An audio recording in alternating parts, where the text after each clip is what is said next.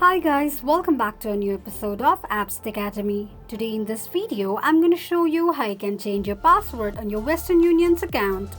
Keep watching the video till the end. To change your password on Western Union's account, firstly go ahead and launch open any web browser of your preference. On the search box at the top, type in westernunion.com and make a search. The official page of Western Union's account will appear on the screen.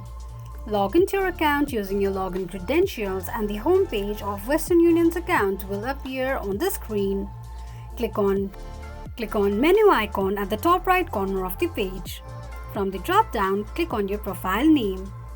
You will end up on the profile section of your Western Union's account. Scroll down and tap on password.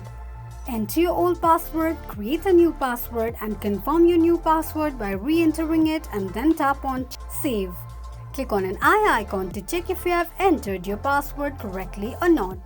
This is how you can change your password on Western Union's account quickly and easily just in few steps. If you have any thoughts or queries, let us know in the comments section.